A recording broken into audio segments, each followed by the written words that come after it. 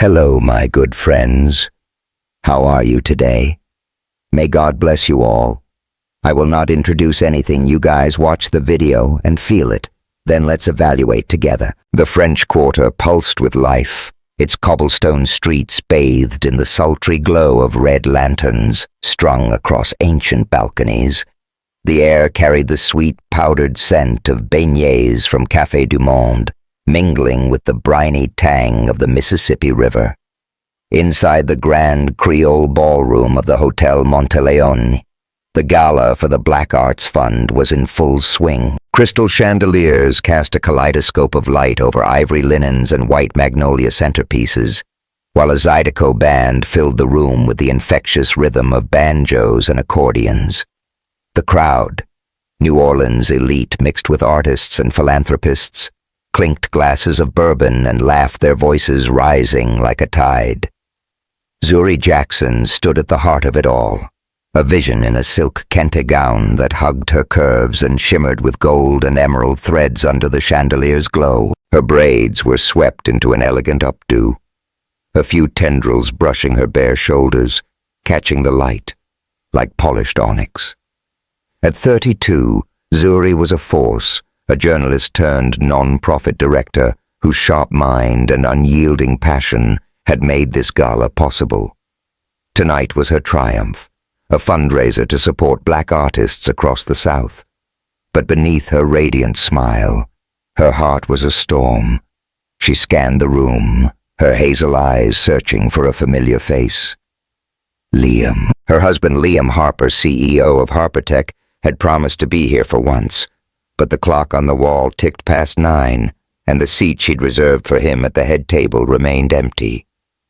4 years into their marriage, Zuri was used to his absences, late-night board meetings, international flights, deals that couldn't wait. Yet tonight she'd hoped. She'd worn this dress for him, its open back a silent dare, its fabric whispering against her skin with every step. She'd imagined his gray-blue eyes locking onto her the way they used to in Harlem when they danced to Nina Simone until dawn. "Zuri, you've outdone yourself." A voice purred, snapping her from her thoughts. Sebastian Reyes. Harpertech's charming rival stood before her, his tailored black suit accentuating his broad shoulders. His dark eyes glinted with mischief, and a faint smirk played on his lips, revealing a dimple that made him dangerously disarming. At 35, Sebastian was a media darling known for his Latin flair and ruthless business tactics. He'd been circling Zuri at events like this for months, his interest as clear as the bourbon in his hand. "Thank you, Sebastian," Zuri said, her voice cool but polite. She adjusted a magnolia on the table, avoiding his gaze. "Just doing my job. Your job." He stepped closer, the scent of his bergamot cologne cutting through the sweetness of beignets. "This is a masterpiece. And you?" His eyes traced her gown, lingering on the curve of her waist. "Are the star of it." Zuri's lips twitched, a half-smile masking the unease curling in her chest. Sebastian's flattery was a game one she'd learned to sidestep. But tonight, with Liam's absence a gaping wound, his words stung more than she'd admit. She opened her mouth to deflect, but the band struck up a new tune, a slow, sultry Zydeco beat that made the air hum. "Dance with me," Sebastian said, extending a hand. His voice was low, coaxing like a melody she couldn't ignore. "One dance. Let's give them something to talk about." Zuri hesitated. The room was watching donors, reporters, the city's power players. A dance with Sebastian Reyes, Harpertech's competitor, would spark headlines. But Liam wasn't here. He hadn't called, hadn't texted. The bourbon she'd sipped earlier burned in her throat, its oaky bite fueling a reckless spark. Why should she wait for a man who couldn't bother to show up? "All right," she said, placing her hand in his. His grip was warm, firm, sending a shiver up her arm as he led her to the dance floor. The crowd parted, eyes following them like moths to a flame. Sebastian pulled her close, one hand resting on her waist, the silk of her gown sliding under his fingers. The banjo's rhythm pulsed through the floor, syncing with Zuri's heartbeat as they moved. His touch was confident, his steps fluid, guiding her with an ease that made her feel weightless. The red lanterns cast a crimson glow over his face, highlighting the sharp line of his jaw. His breath grazed her ear, carrying the faint heat of whiskey. "You deserve better than being left alone." "Zuri," he murmured, his voice a velvet blade. "A woman like you should be worshipped." Her pulse quickened not from his words, but from the truth they carried. She'd spent years waiting for Liam, excusing his distance, believing he'd come back to her. The memory of their Harlem nights, his hands on her hips, his laughter warm against her skin, felt like a distant dream.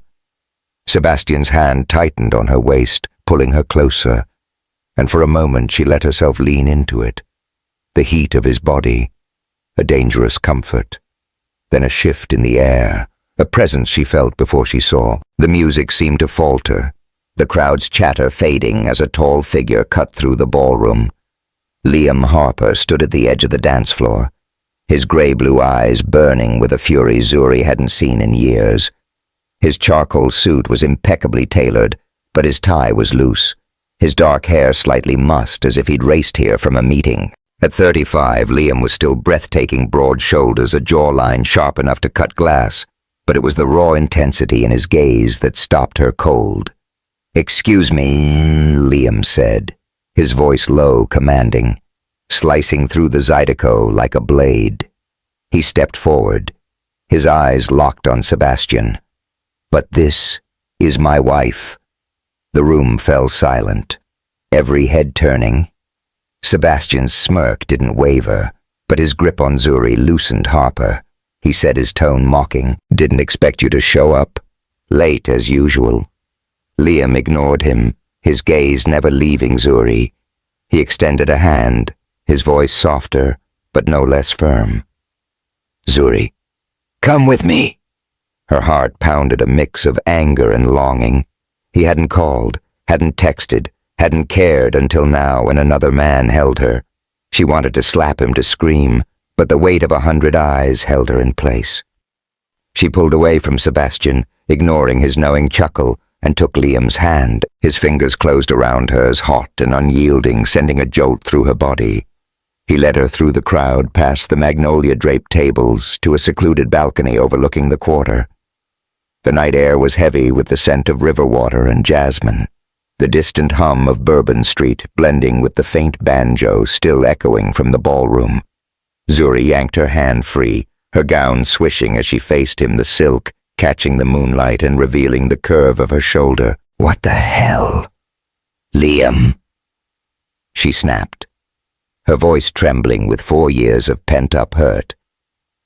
"You don't show up, don't call, and now you storm in like you own me." Liam's jaw tightened, his eyes flashing like a storm over the gulf. "I don't own you, Zuri," he said, stepping closer, his voice low and rough. "But I'm not gonna stand there and watch Reyes put his hands on you." She laughed, bitter and sharp, the sound cutting through the humid air. "You've got some nerve. Where were you, Liam? Where were you when I was planning this gala? When I was waiting for you to give a damn? You don't get to play jealous husband now." He flinched, the pain in his eyes almost enough to make her falter. Almost. He stepped closer, close enough that she could smell his cedarwood cologne, feel the heat radiating from him. The balcony's wrought iron railing pressed against her back as he loomed over her, his hands gripping the railing on either side of her, caging her in without touching her. The wind tugged at her gown, making it flutter against his legs, the silk brushing his trousers like a whispered challenge. "I was wrong," he said, his voice cracking barely above a whisper. "I've been wrong for a long time. But seeing you with him, He broke off his gaze, dropping to her lips, then back to her eyes. It woke me up, Zuri. I can't lose you. Her breath caught the air between them, crackling like a live wire. His face was inches from hers, his grey-blue eyes dark with a hunger she hadn't seen in years. The banjo's rhythm pulsed faintly, syncing with her racing pulse. She could feel his breath warm and sharp with bourbon grazing her cheek.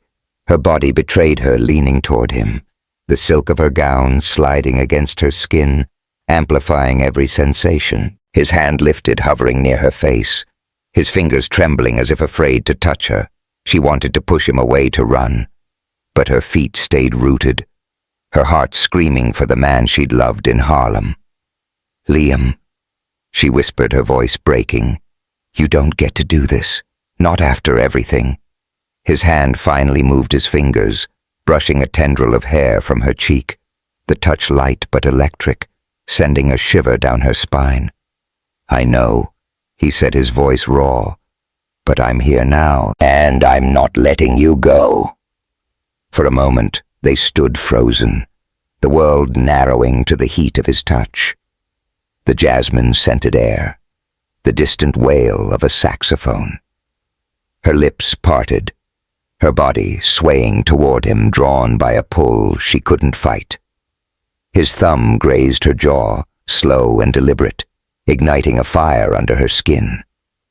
She could taste the bourbon lingering on her tongue, feel the silk of her gown clinging to her thighs, hear the faint creak of the balcony under their weight. Then a burst of laughter from the ballroom shattered the spell. Zuri jerked back her hand, flying to her chest, her breath ragged. No, she said, stepping away, her voice firm, despite the tremble in it. You don't get to waltz in and fix this with one look. Liam, I'm done waiting.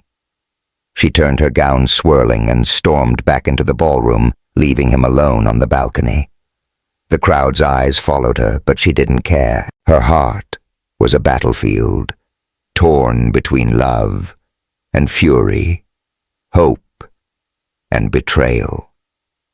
Sebastian raised a glass as she passed his smirk, infuriatingly smug, but she ignored him, grabbing a flute of champagne from a passing tray. The cold bubbles stung her throat, grounding her as she made her way to the stage to deliver her closing speech. As she spoke, her voice steady, despite the chaos inside her.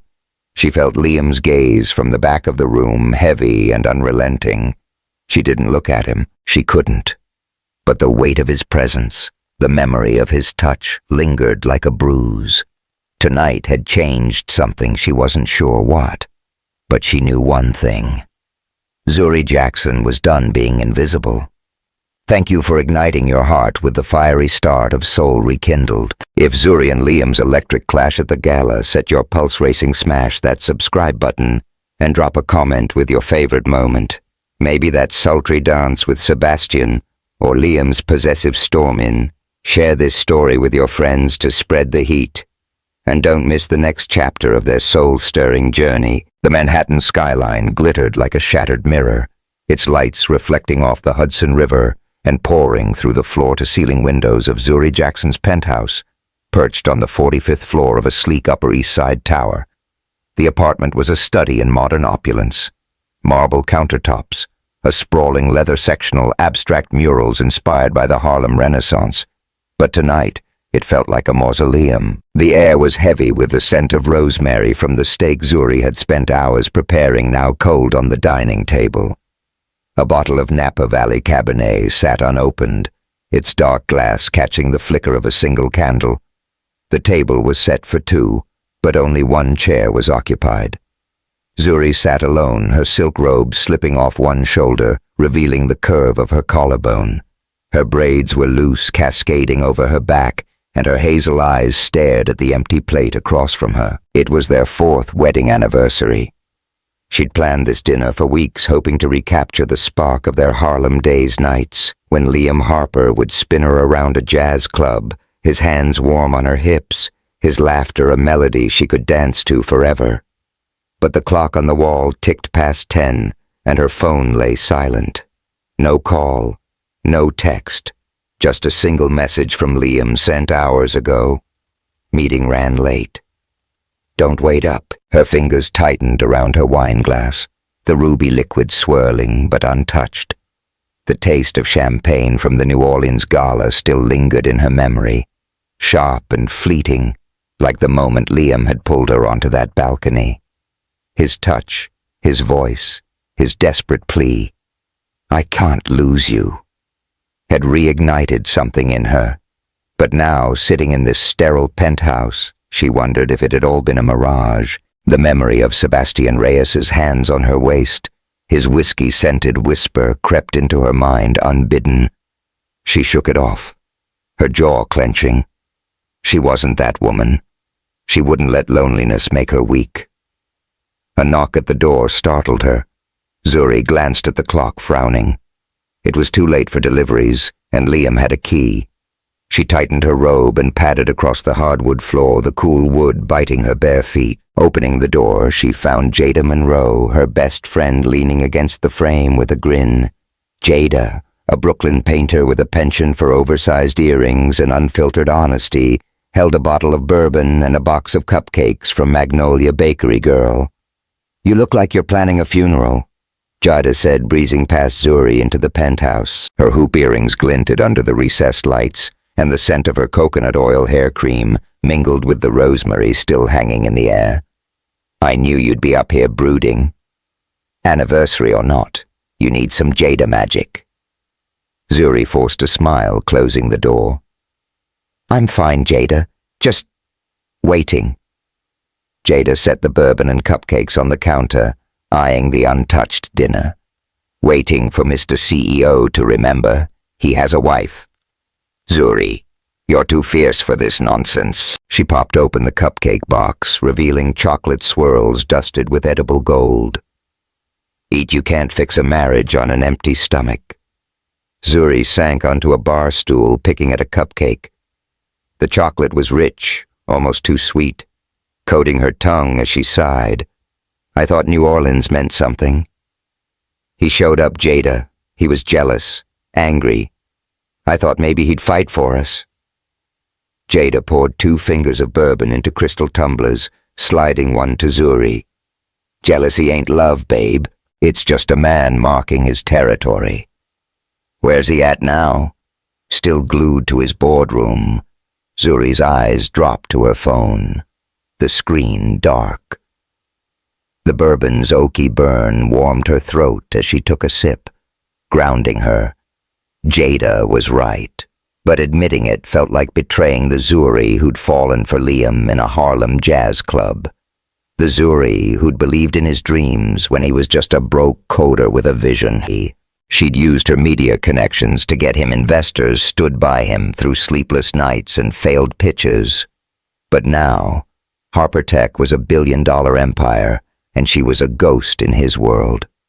"Let's get out of here," Jada said, her voice softening. "There's a spot in Greenwich Village. Live jazz.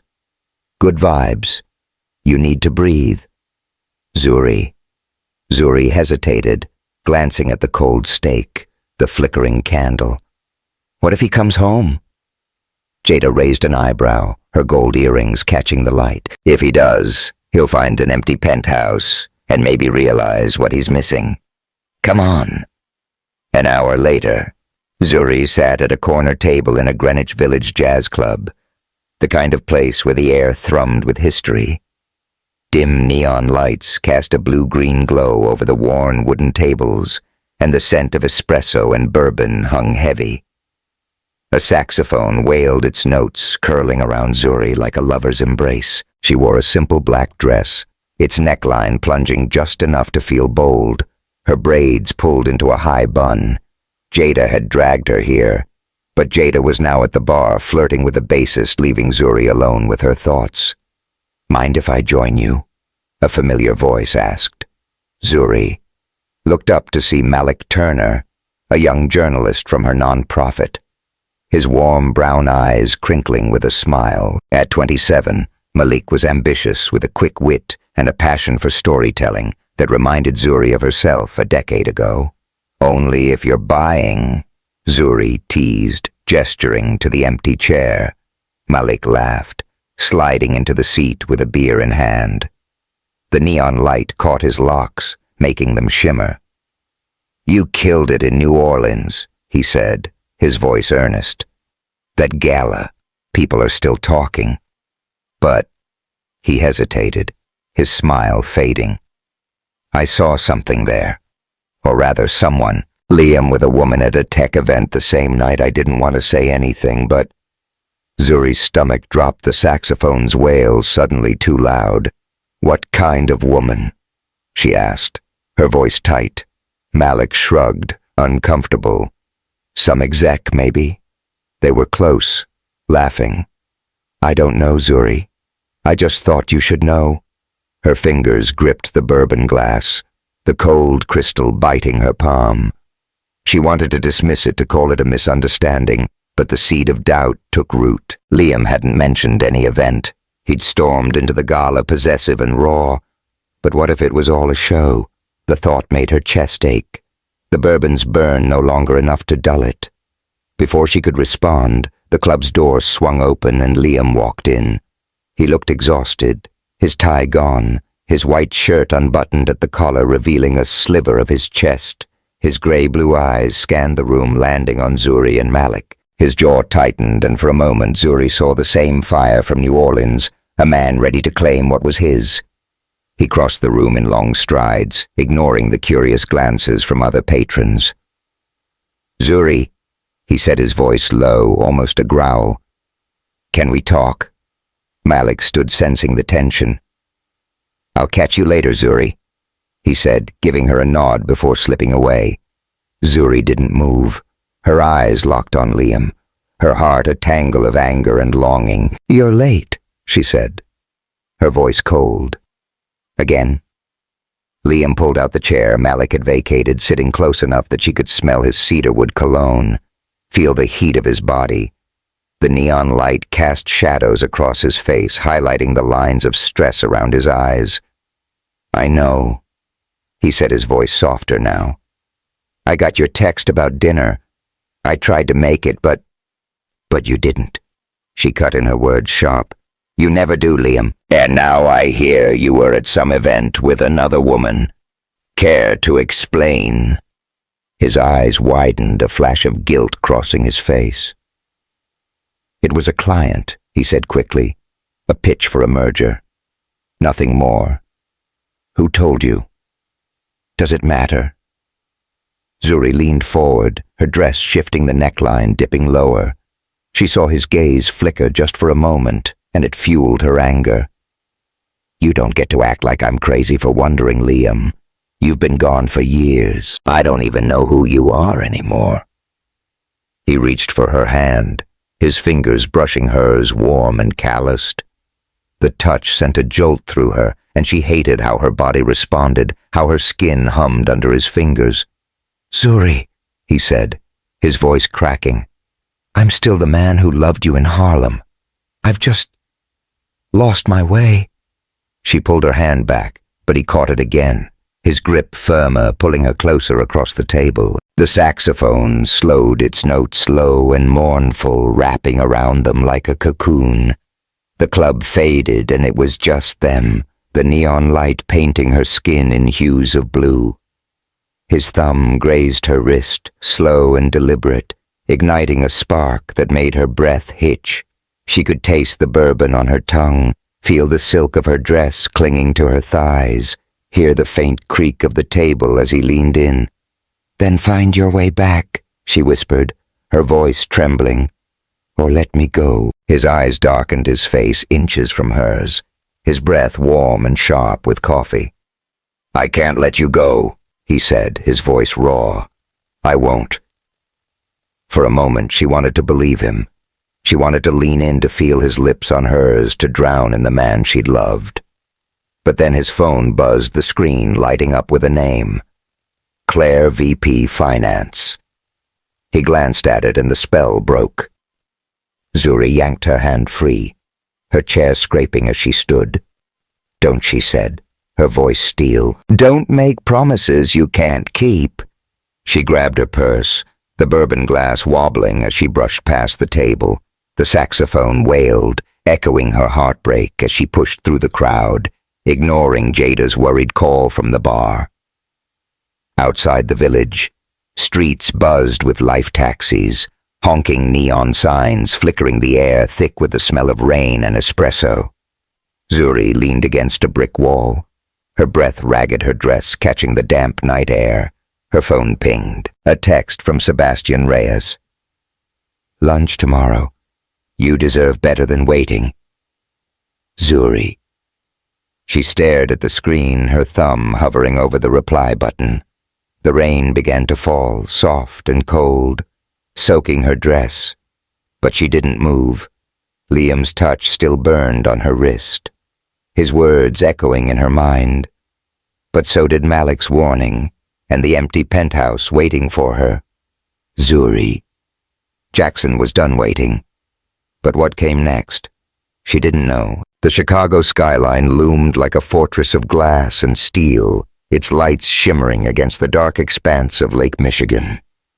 From the 23rd floor of a sleek office tower in the Loop, Zuri Jackson stood by a window, her reflection blending with the neon glow of the city. Her tailored blazer and pencil skirt hugged her frame, the deep burgundy fabric a nod to her confidence, but her hazel eyes betrayed a storm within. At 32, Zuri was no stranger to high-stakes meetings, but today's offer from Apex Media, a director of communications role in Chicago, felt like a lifeline. A chance to leave New York. Liam Harper and the penthouse that had become her prison. The conference room buzzed with the hum of ambition. Executives in crisp suits sipped coffee, their voices a low murmur as they reviewed Zuri's portfolio. She'd flown in at their invitation, her gala in New Orleans having caught their eye. "Your work is transformative," Ms. Jackson said. Jonathan Caldwell, Apex's HR director, his glasses glinting under fluorescent lights. "We need someone with your vision. Chicago could be your new home." Zuri smiled. Her lips painted a bold crimson, but her fingers tightened around her pen. Home. The word felt foreign. Home used to be Liam's arms, his gray-blue eyes locking onto hers as they danced in Harlem. Now it was a cold penthouse and unanswered texts. The memory of their fight in the Greenwich Village Jazz Club stung his hand on her wrist, his plea to stay cut short by a phone call. And Malik's words about Liam with another woman, though unconfirmed, gnawed at her. She'd ignored Sebastian Reyes' lunch invitation, but his text still burned in her mind. "You deserve better. Thank you." "Mr. Caldwell," Zuri said, her voice steady. "I'm honored. Can I have a few days to consider?" "Of course," he replied, handing her a glossy folder. "We'd love to have you lead our global campaigns." The offer's open. As the meeting ended, Zuri slipped out the folder, heavy in her hands. The Loop's streets pulsed with life, taxis honking the scent of deep dish pizza drifting from a nearby restaurant, the wind off Lake Michigan biting her cheeks. She needed air, needed to think. Her phone buzzed a text from Jada. "You slaying in Chicago. Don't let those suits dim your shine." Zuri smiled, but her heart wasn't in it. She needed music, something to drown out the noise in her head. By dusk, Zuri found herself in a South Side jazz club, a gritty gem tucked between barbecue joints and record stores. The air was thick with the smoky scent of ribs and the bitter tang of espresso. The walls plastered with posters of Miles Davis and Chance the Rapper. A drumbeat thumped raw and alive as a trumpeter leaned into a solo, his notes soaring like a prayer. Zuri sat at a high-top table, her blazer draped over the chair, her silk blouse catching the dim amber glow of pendant lights. Her braids were loose, framing her face, and she sipped a whiskey sour, its tart bite grounding her. "Zuri. Jackson in my city." A voice called warm and teasing. Malik Turner slid into the seat across from her. His locks pulled back, his denim jacket open over a Nina Simone tee. His grin was infectious, but his eyes held a quiet concern. Didn't expect to see you here. Needed a break, Zuri said, swirling her drink. Chicago's got a vibe. Reminds me of Harlem.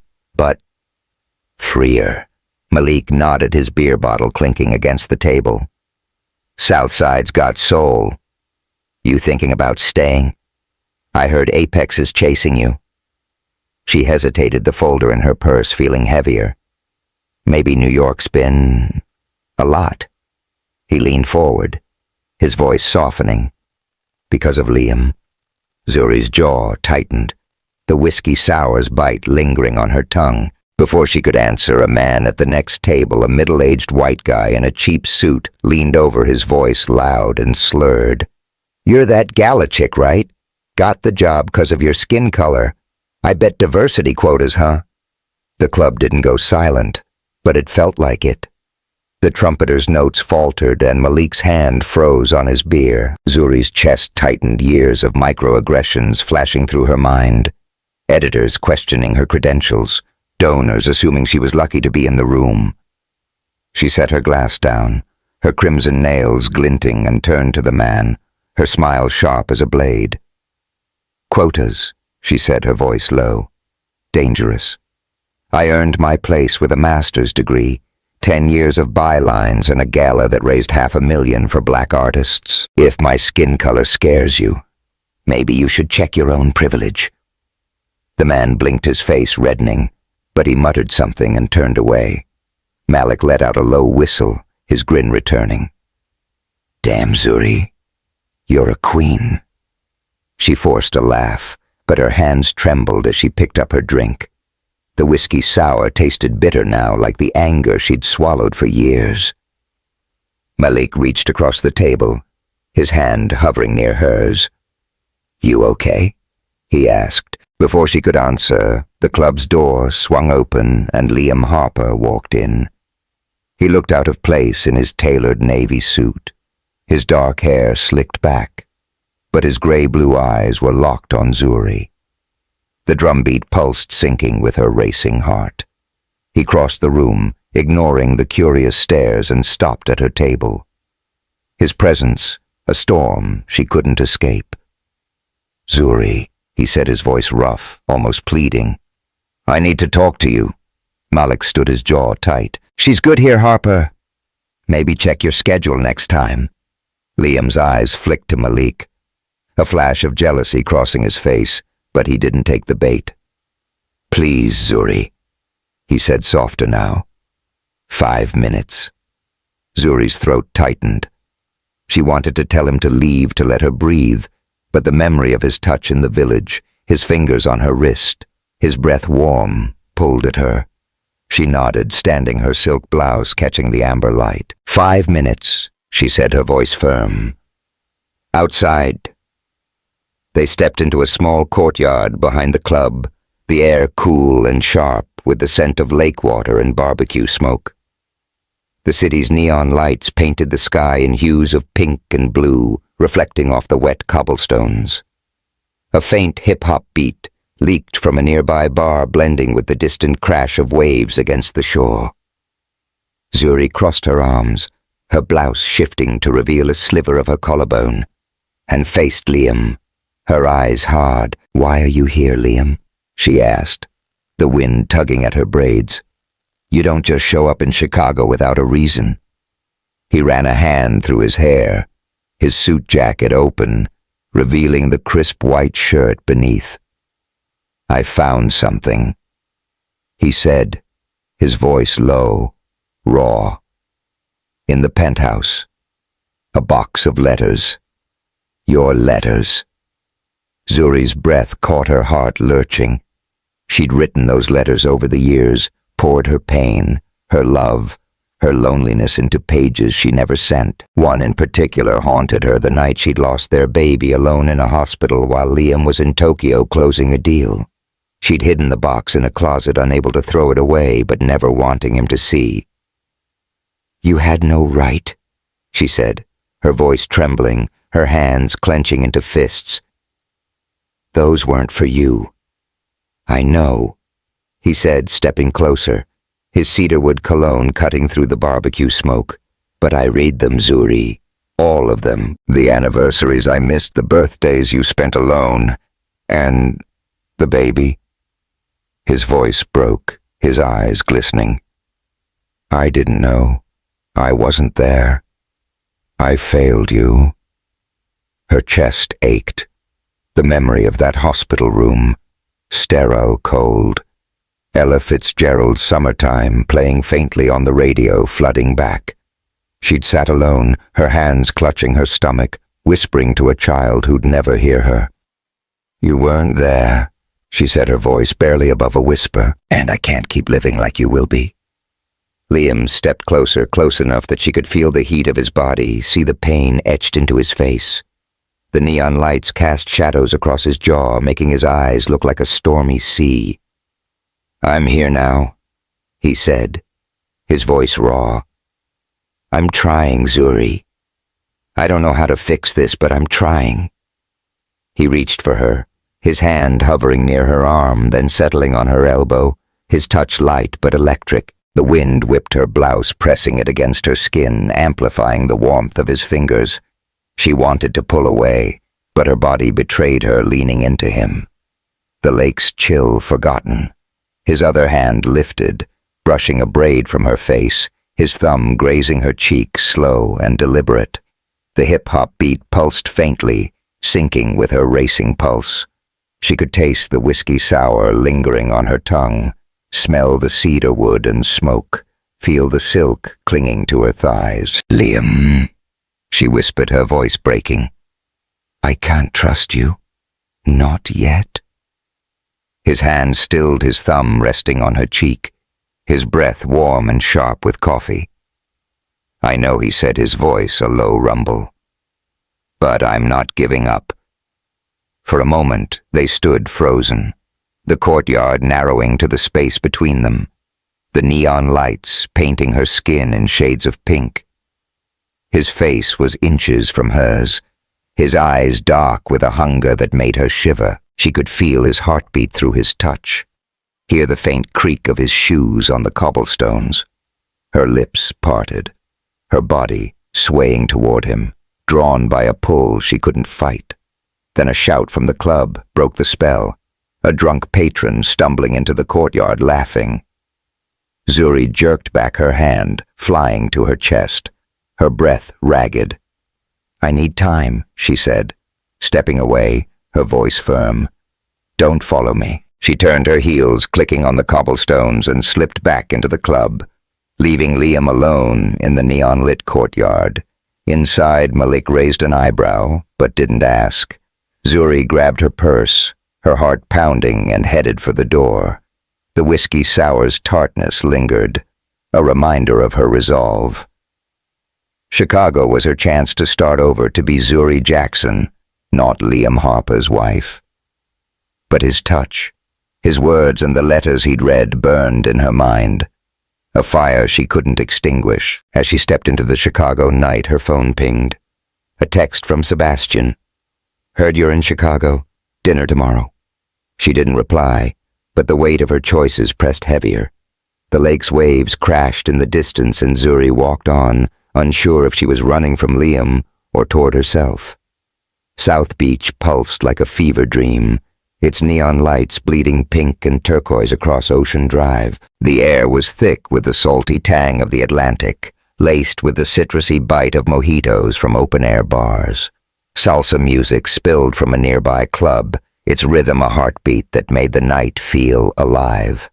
Zuri Jackson stood on the terrace of a sleek Miami hotel, her silk dress a deep sapphire that clung to her curves, catching the breeze. Her braids were swept into a low bun, a few tendrils dancing against her neck, and her hazel eyes scanned the crowd below. At 32, Zuri was here for a media conference, a chance to network and solidify her reputation. But the weight of New York, Chicago, and Liam Harper pressed on her like the humid air. The conference had been a success. Her panel on diversity in media had drawn applause. Her poise, unshaken despite a donor's snide remark about affirmative action hires. But the headlines that morning had nearly broken her. A tabloid Miami buzz had published a photo of her dancing with Sebastian Reyes, at the New Orleans gala with a screaming headline, "Black Media Star in Scandalous Affair with Tech Tycoon." The article hinted at an ongoing romance, questioning her professionalism and dragging her marriage into the spotlight. Zuri's phone had buzzed all day, colleagues, donors, and worst of all, her mother, Evelyn Jackson, who'd left a voicemail. "Zuri, this is unacceptable.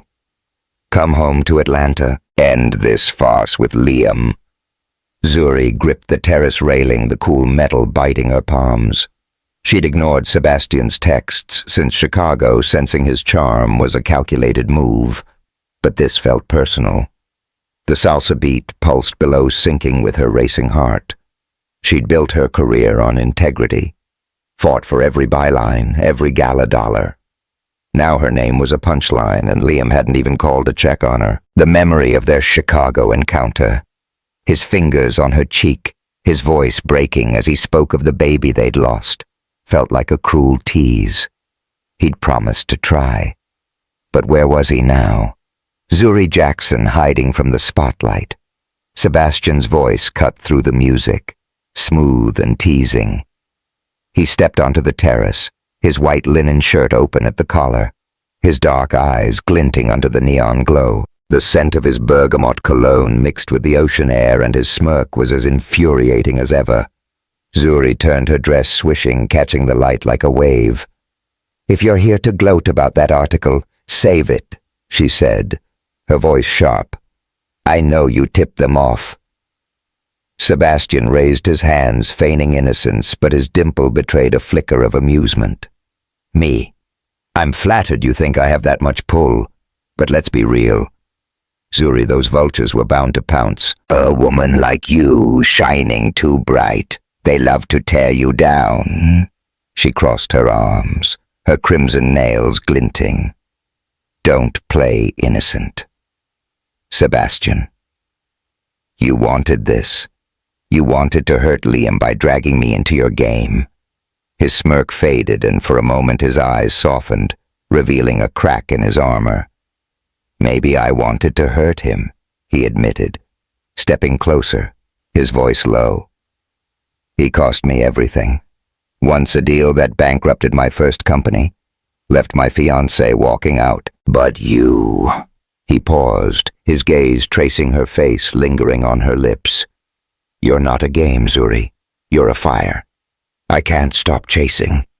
Her breath caught the salsa's rhythm pounding in her chest. Sebastian's words were a dangerous lure, and the neon lights made his eyes burn with something she didn't want to name. He offered her a mojito from a passing waiter, the glass cold and dripping with condensation. She took it, the minty sweetness sharp on her tongue, but it did little to cool the heat rising in her. "I'm not your redemption." "Sebastian," she said, her voice steady despite the pull of his gaze. "And I'm not your weapon." He stepped closer, close enough that she could feel the warmth of his body, smell the bergamot and lime. "Then, what are you, Zuri?" he murmured, his hand brushing her arm, light but deliberate, sending a shiver through her. The terrace seemed to shrink, the salsa beat drowning out the world. "Because you're not Liam's anymore." "Not really." Before she could respond, a sharp voice cut through the air. Zuri Evelyn Jackson stood at the terrace entrance, her tailored cream suit pristine, her eyes blazing with disapproval. At 55, Evelyn was a pillar of Atlanta's black elite, her elegance matched only by her unyielding standards. "We need to talk. Now." Zuri pulled away from Sebastian, her mojito glass wobbling as she set it on the railing. "Mother, this isn't the time. It's exactly the time." Evelyn snapped her heels, clicking as she approached. "This scandal, this marriage, it's destroying you. Come back to Atlanta. I've already spoken to a lawyer. You need to divorce Liam and start over." Zuri's chest tightened, the weight of her mother's words crushing. She'd fought Evelyn's disapproval of Liam from the start, his lack of pedigree, his relentless ambition. But this felt like a betrayal. "I'm not your puppet, Mother," she said, her voice low, dangerous. I make my own choices. Evelyn's eyes softened, but her voice didn't. I love the wrong man. Once, Zuri. I won't watch you repeat my mistakes. Sebastian watched his smirk, gone. But before he could speak, a commotion at the terrace entrance drew their attention. Liam Harper strode through the crowd. His charcoal suit rumpled, his gray-blue eyes locked on Zuri. The neon lights caught the tension in his jaw, and his presence silenced the chatter around them. He looked like a man who'd crossed an ocean to be here, and the raw intensity in his gaze made Zuri's breath hitch. "Liam," she said, her voice a mix of shock and anger. "What are you doing here?" He ignored Evelyn and Sebastian, his focus solely on Zuri. "I saw the article," he said, his voice rough, almost breaking. "I know what it's doing to you. I'm here to fix this." Evelyn scoffed, but Zuri stepped forward, her dress shimmering under the neon. "Fix this," she said, her voice rising. "You don't fix a marriage by showing up when it's convenient, Liam. You don't fix years of being invisible." Sebastian stepped between them, his posture protective. "She's right, Harper. You had your chance. Step aside." Liam's eyes flashed, his fists clenching. "Stay out of this, Reyes." He growled, his voice a low warning. "This is between me and my wife." The terrace went still, the salsa music fading to a distant hum. Zuri's heart pounded, the mojito's sweetness souring in her throat. She looked from Sebastian's calculated calm to Liam's desperate fury, then to Evelyn's disapproving stare. The weight of their expectations, their judgments pressed on her like the Miami heat. She was done being their battleground. "Enough," she said, her voice cutting through the tension like a blade. "All of you. I'm not a prize to be won or a problem to be fixed." She turned to Liam, her eyes blazing. "You want to fix this? Start by seeing me, but I'm not waiting anymore." She pushed past them, her heels clicking on the terrace tiles, and headed for the beach beyond the hotel. The crowd parted their whispers, trailing her like smoke. The sand was cool under her bare feet, her heels dangling from her hand, and the ocean's waves crashed with a rhythm that matched her pulse. The neon lights faded, replaced by the silver glow of the moon painting her dress in shades of blue. She sank onto the sand, her silk skirt pooling around her, and pulled a folded letter from her purse, one she'd written after Chicago, a final goodbye she hadn't sent. Footsteps crunched behind her. She didn't turn, but she knew it was Liam. He knelt beside her, his suit jacket discarded, his shirt sleeves rolled up, revealing the taut muscles of his forearms. The moonlight caught his gray-blue eyes, making them look like a stormy sea. "Zuri," he said, his voice raw. "I read the letters, all of them. The baby, the nights you waited, the way I broke you. I don't deserve you, but I'm begging for a chance." She clutched the letter, her fingers trembling. "You don't get it, Liam," she said, her voice breaking. "I lost our child alone. I lost myself waiting for you. I'm done." He reached for her, his hand hovering, then settling on her shoulder, his touch warm through the silk. "I know," he said, his voice cracking. "I wasn't there, but I'm here now." He pulled her into his arms, sudden and fierce, his hands sliding to her waist, pressing her against him. The sand shifted beneath them, cool and gritty, and the waves roared, drowning out the salsa. His lips grazed her neck, light but searing, sending a shiver through her. The scent of his cedarwood cologne mixed with the salty air, and her dress clung to her skin, amplifying the heat of his body. She wanted to push him away, but her hands betrayed her, gripping his shirt, feeling his heartbeat through the fabric. "Liam," she whispered, her voice a plea, a warning. His lips moved to her jaw, hovering near her mouth, his breath hot and sharp with coffee. The moonlight bathed them, her skin glowing against his, and for a moment She was back in Harlem dancing under amber lights. But the letter in her hand grounded her. She pushed him back, her breath ragged, her eyes wet. "I'm filing for divorce," she said, her voice steady despite the tears. "I need to live for me." Liam froze, his hands falling to his sides, his face a mask of pain. The waves crashed relentless, and Zuri stood brushing sand from her dress. She handed him the letter, her fingers brushing his, a final touch that burned.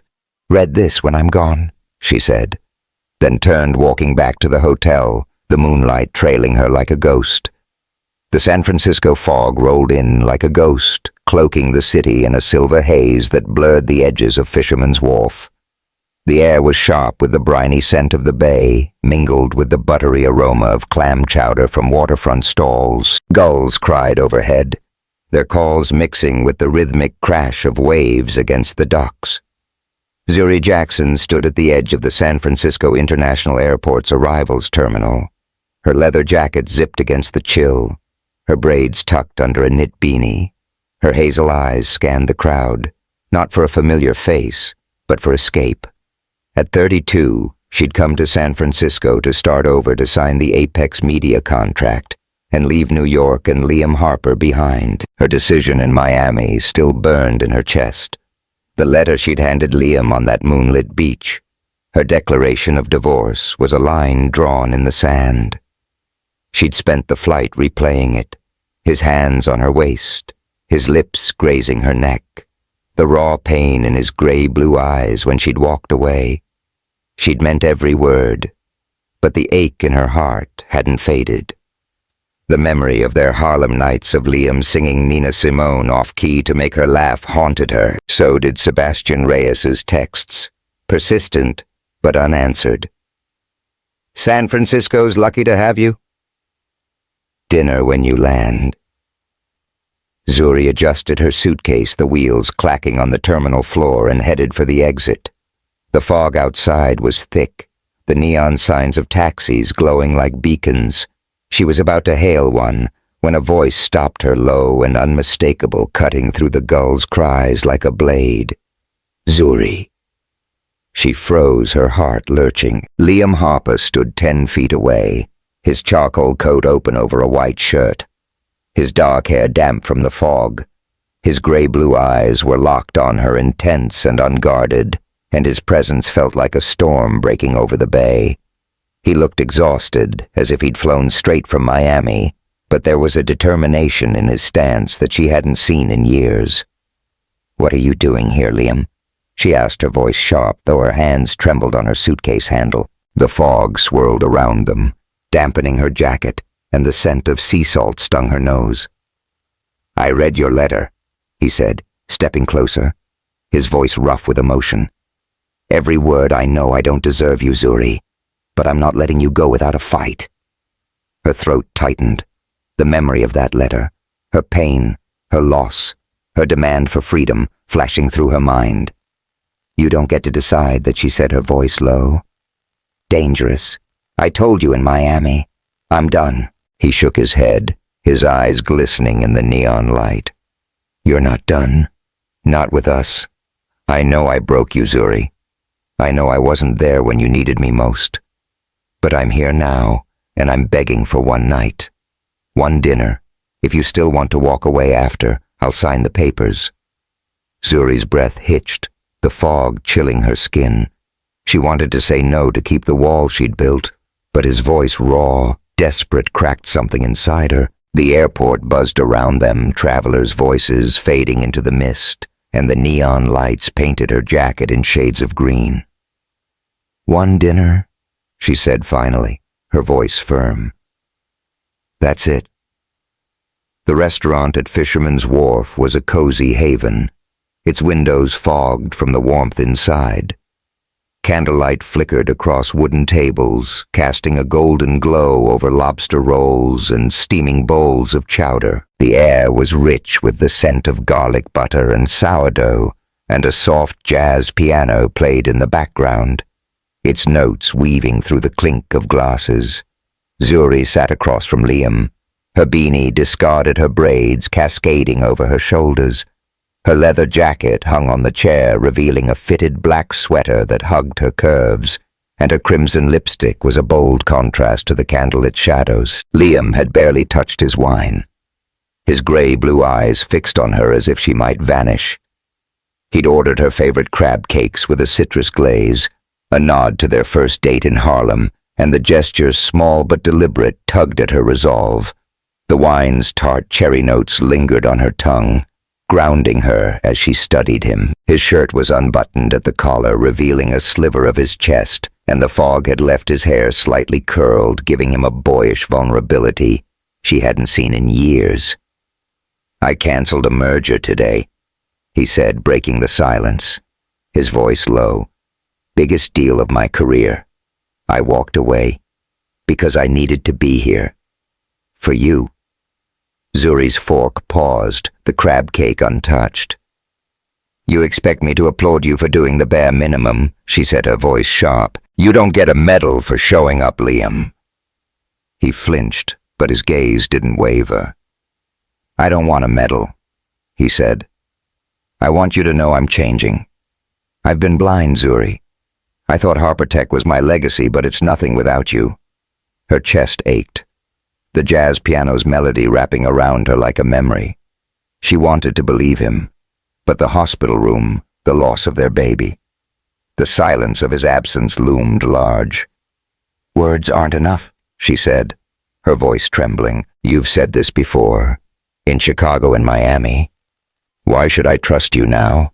He leaned forward, his hand reaching for hers, but he stopped, his fingers hovering over the table. "Because I'm not just talking," he said. "Come with me after this. There's something I need to show you." Zuri's eyes narrowed, but the candlelight caught the sincerity in his face and curiosity won out. "Fine," she said, pushing her plate away. "But this better be good." The Haight-Ashbury Jazz Club was a hidden gem, its brick walls lined with vinyl records and faded posters of Billie Holiday. The air was thick with the scent of bourbon and patchouli, and a single spotlight illuminated a worn piano on a small stage. The crowd was sparse, a mix of locals and tourists sipping cocktails, their chatter drowned by a bassist's low hum. Zuri followed Liam inside her leather jacket slung over her arm, her sweater catching the spotlight's glow. She raised an eyebrow as he led her to a table near the stage, the wood scarred from years of drinks. "What is this, Liam?" she asked, her voice wary. The bourbon's oaky scent from a nearby table reminded her of Harlem, and the memory made her heart twist. He didn't answer, just gave her a small, nervous smile and walked to the stage. Zuri's breath caught as he sat at the piano, his fingers brushing the keys with a familiarity she hadn't seen since their early days. Back in Harlem, he'd played for her in dive bars, his off-key renditions of Nina Simone, making her laugh until her sides hurt. She'd thought he'd forgotten, buried that part of himself under boardrooms and mergers. The spotlight bathed him in gold, his white shirt glowing, his gray-blue eyes locked on her. He began to play the first notes of Feeling Good, ringing out slow and deliberate. His fingers moved with a quiet confidence, each chord a confession, each pause a plea. The crowd fell silent, the bourbon scent fading, as Zuri's world narrowed to the music. His voice joined in low and gravelly, not perfect but raw. Birds flying high. "You know how I feel." Zuri's throat tightened, her hands gripping the table, the wood cool under her palms. The piano's melody was a bridge to their past, to nights when they'd been unbreakable. She saw it in his eyes, the boy who'd loved her, the man who'd lost his way, the one begging to come back. The spotlight caught her braids, making them shimmer, and she felt exposed, her heart laid bare. He finished the song, the final note lingering, and the crowd applauded, but Liam didn't move. He stood, his eyes never leaving hers, and crossed the room. The bourbon scent returned sharp and grounding as he knelt beside her chair, his hand reaching for hers. His fingers were warm, calloused, trembling slightly, and the touch sent a jolt through her sweater amplifying the heat of his skin. "Zuri," he said, his voice barely above a whisper, the piano's echo still in the air. "I learned this for you. I've been practicing for weeks every night, because I wanted to show you I'm not just words. I'm here. I'm yours." Her breath hitched the candlelight on their table, flickering, casting shadows across his face. She pulled her hand back, but he caught it again, pulling her to her feet, his grip firm but gentle.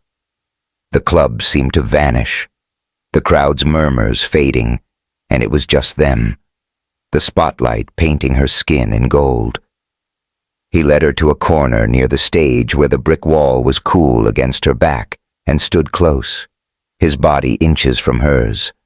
The bourbon scent mixed with his cedarwood cologne and the fog outside pressed against the windows, muffling the world. "I'm not asking for forgiveness yet," he said, his voice low, urgent. "I'm asking for a chance, one step at a time." He reached into his pocket, pulling out a small velvet box, and opened it to reveal a simple silver ring engraved with a tiny saxophone. "It's not your old ring," he said.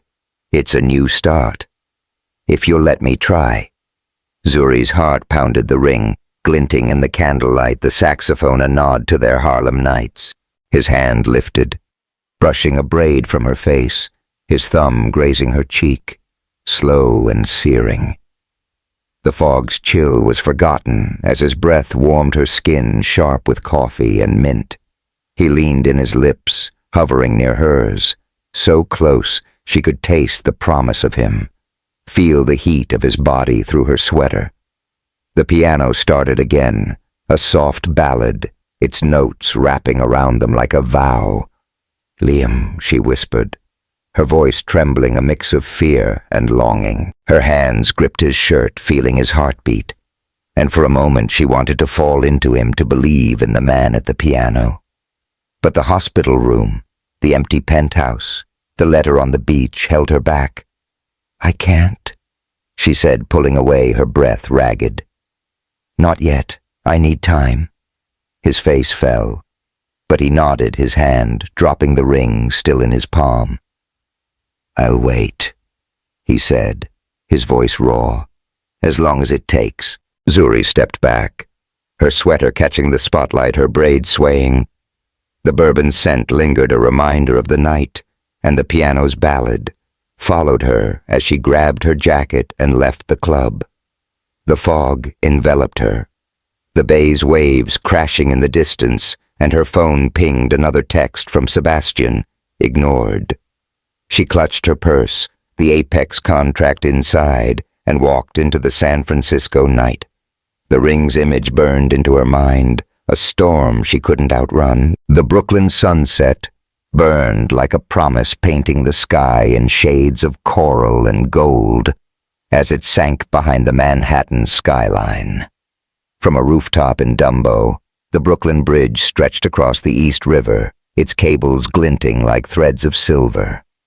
The air was crisp, carrying the scent of fresh grass from potted plants and the faint tang of bourbon from a nearby bar. Zuri Jackson stood near the edge of the rooftop, her silk kente dress, a vibrant tapestry of gold and crimson, catching the breeze, its fabric whispering against her skin.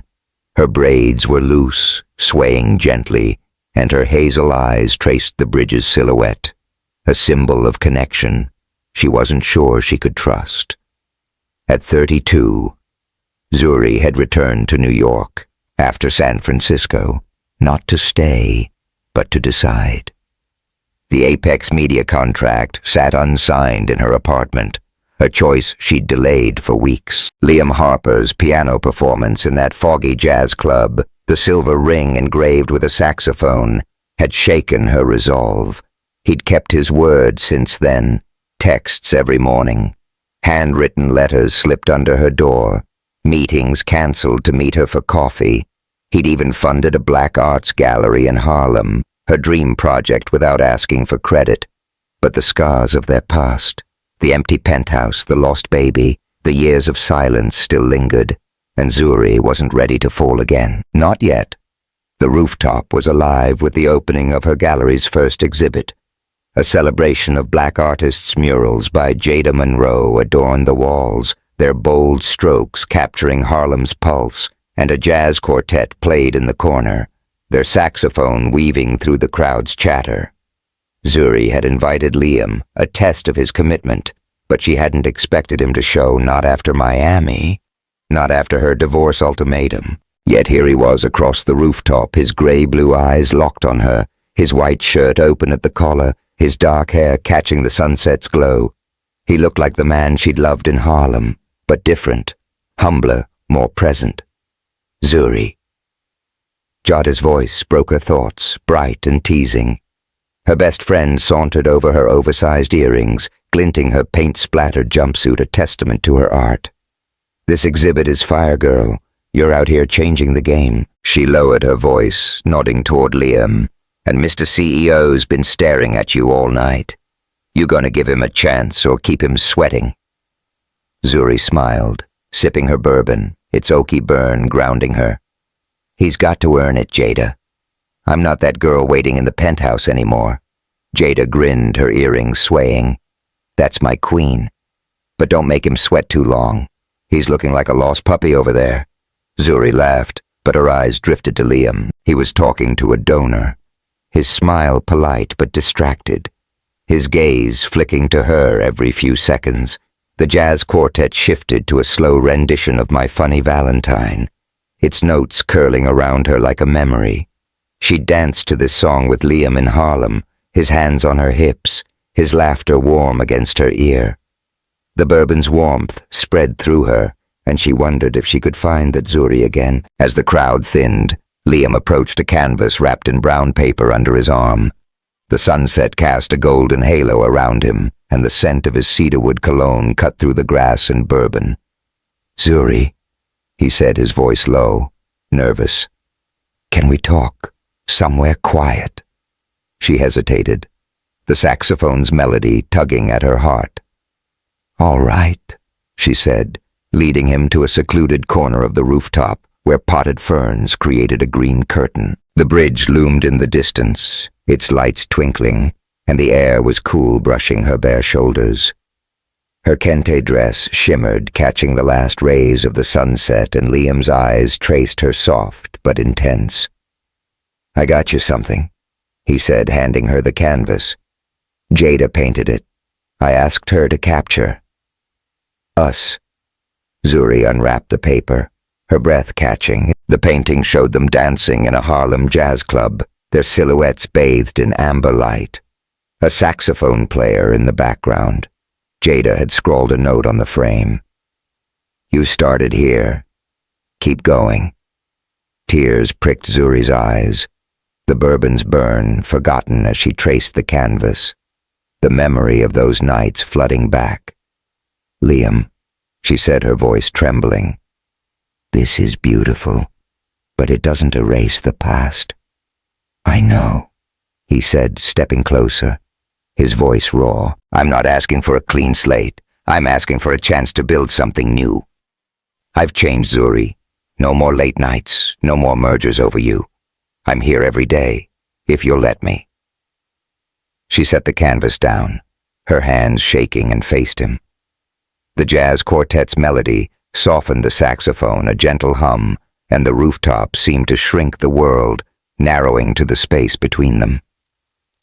"You hurt me," she said, her voice breaking. "I lost our baby alone, Liam. I lost myself waiting for you. How do I trust you again?" He reached for her, his hand hovering, then settling on her arm, his touch warm through the silk of her dress. "You don't have to trust me yet," he said, his gray-blue eyes glistening. "Just let me show you. One day at a time." He pulled her closer, his hand sliding to her waist, gentle but firm, and she didn't pull away. The sunset's coral light bathed them, her dress glowing against his shirt, and the grass's fresh scent mixed with his cedar wood grounding her. He began to sway a slow dance to the saxophone's tune, his body inches from hers, the silk of her dress brushing his trousers. His hand moved to her lower back, his fingers tracing the curve of her spine, sending a shiver through her. The bourbon's oaky taste lingered on her tongue, and she could feel his heartbeat steady and strong through his shirt. Liam. She whispered, her voice a mix of fear and longing, her hands resting on his chest, the fabric warm under her palms. He leaned in, his lips grazing her forehead light, but searing a promise rather than a demand. The saxophone swelled its notes wrapping around them, and the bridge's lights twinkled in the distance, a beacon of possibility. "I'm not asking for forever," he murmured, his breath warm against her skin, sharp with mint. "Just for now. One dance. One day. 1 year. I'll prove it. Zuri." Her heart pounded the canvas at her feet, a reminder of their beginning. The ring from San Francisco, still in her purse unclaimed. She pulled back slightly, her eyes searching his, the sunset painting, her skin in gold. 1 year, she said, her voice firm but soft. "You get 1 year, Liam. If you break your promise, I'm gone. For good." His face lit up a smile breaking through the pain, and he nodded, his hand tightening on her waist. 1 year, he said, his voice a vow. "I won't let you down." They swayed to the music, the rooftop fading, the crowd's chatter, a distant hum. Her dress clung to her thighs, amplifying the heat of his touch, and the saxophone's melody was a thread pulling them together. She didn't wear the ring, didn't promise love, but she let herself dance, let herself hope.